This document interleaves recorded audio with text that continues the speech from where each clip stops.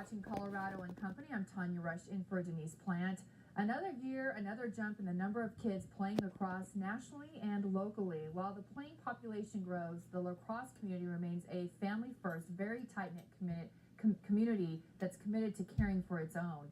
In June of 2009, 2-year-old Edgewater resident Colin Cassidy drowned in Vail while attending a lacrosse tournament with his family. In September of last year, the Colorado Mammoth and Denver Outlaws faced off for the first time and hosted a memorial tournament in Colin's honor. The second annual Colin L. Cassidy Memorial Lacrosse Tournament returns next Saturday to Dick's Sporting Goods Park to rally in support of the Cassidy family and all families who have experienced such a tremendous and very sad loss. Here to tell us more about this unique tournament are Denver Outlaws defenseman and DU grad. We have Dylan Roy, along with Josh Gross and Steve Govett from the Colorado Mammoth. And every time I hear this story, it's hard. You get choked up. But on the positive side, last year, the success of this was wonderful. $30,000 and attracting more than 70 teams. So congratulations for that. Steve, you played in the first tournament on a team with Colin's father, Chris, last year. And share some of those particular memories about that. Well, it was the first time that I had seen Chris since the tragedy, and it was pretty overwhelming, I think, for all of us. So many people in the lacrosse community, and for the Mammoth and the Outlaws to get together to put the tournament on, and just all these people and the outpouring of really all this sentiment. And I think Chris was overwhelmed by the whole thing, but I think at the end of the day, he had a smile on his face, and he was laughing, and I think he had a lot of fun, and he got to whack a few people, maybe take some frustrations out. So, Exactly. you know what? It didn't matter. It wasn't about the games, and it wasn't about the ball going in the goal. It was just the fact that we were all there in one place, and that was really something special. And for something like this, why do you think this was so successful? Well, again, I mean, it's a tight-knit community, the lacrosse family, if you will, and the family grows every day. More kids play it, but it's still a relatively small community, and we all kind of know each other.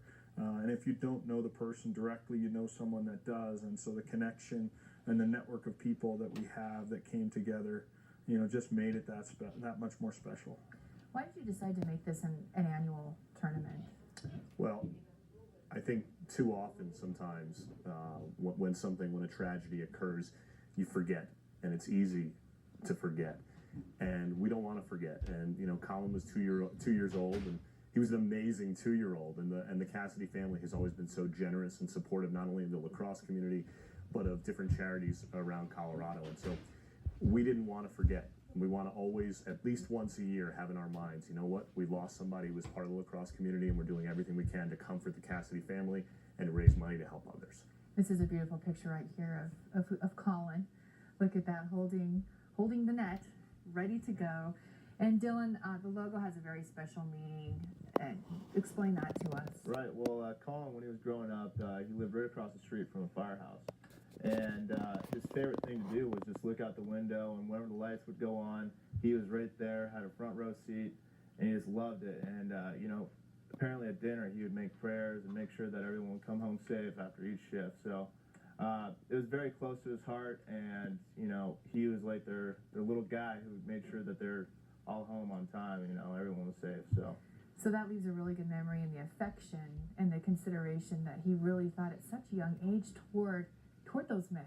Definitely. And, as you can see, the logo is a fire helmet. It's got the lacrosse sticks going through that, and it's just unbelievable. It's a great cause. Explain more as we're looking at. We can see the logo right there on the T-shirt, but at this event, also the merchandise that will be available. Well, we have options. What we wanted to do is make this event all-inclusive, and just as the Mammoth and Outlaws had never worked together before until last year's event, we said the entire lacrosse community has to come together. And so we have an option. You don't have to pay a penny to participate in this event because we want everybody there. If you are able to open your wallets, if you are able to support it, we ask that you please do so. So there's an option to pay a little bit of additional money towards the cause, towards the charity, to get a tournament T-shirt. And last year it was incredible. The number of people, not only players but also just spectators, who did pick up tournament shirts. Well, that's wonderful. And Steve, another significant part of this event is it will also be on 9/11. And why that? Why did you decide that, and the meaning? The firefighters were such a special part of Colin's life, and there was a good connection there. There's a really special connection between firefighters and lacrosse. There's a ton of firefighters who play the game, and his connection. So it really all kind of came together, and especially with our remembrance of 9/11, it forces us to remember things that, maybe we don't want to, but we have to. Mm-hmm. And I think this is a great date for us to kind of put this tournament and have us have a bit of a celebration on a pretty difficult day. So it just seemed to be a natural fit. Yeah, I think it is too. And oftentimes, as you said earlier, we forget tragedy, and 9/11 is another example. That's a day to remember and to reflect back and what took place. So those two together, that's wonderful. And Dylan, you're special. You're really a part of this. What does that mean to you personally? Growing up here, I've seen lacrosse grow, and it just shows how tightly knit this community is tied together by lacrosse. And we might be rivals during the day, but at the end of the day, when we hear something like this, you're like, oh wow, this is something tragic, and we can all come together, put our heads together, and make something good of it. So it's just a testament to Colorado lacrosse, I think. Yeah, I think that's great. Back to 9/11 too, because Colin, as you were saying, he had this fascination and loved the firemen. To combine all that's really spectacular. That's heartwarming. Well, it's just kind of how it all comes together in our opportunity to remember somebody who was pretty important to our community. He was 2 years old, and this kid had a huge impact not only on lacrosse but to the firefighters. And you know what?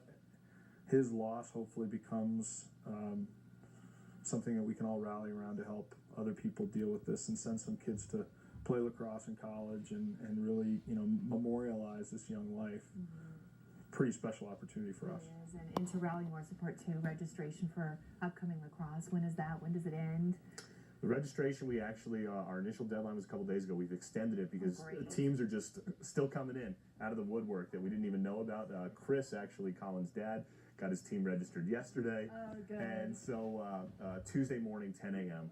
Is the final deadline. We'll release the schedule after that. And age divisions we had 7-year-olds playing and 70-year-olds playing last year. So there's youth, high school, and adult on the men's. It's not you. It is a growing sport, so that's wonderful. And continue all this. This is great, and love to do a follow-up with how this year's event will go as well. Thank you for that. Thank you. Thank you. The Colin L. Cassidy Memorial Lacrosse Tournament will take place. Mark your calendar next Saturday, September 11th, a very significant date, starting at 8 a.m. at Dick's Sporting Goods Park. Remember, the team registration deadline is this Tuesday, September 7th at 10 a.m., so be sure to get your sons or daughters' lacrosse team signed up today. We invite you and your family to come attend. It's a free event at Dick's Sporting Goods Park. Complete details can be found online. Here's that address, ndplacrosse.com. You can also dial up 303-912-7338. Coming up next, how one local organization is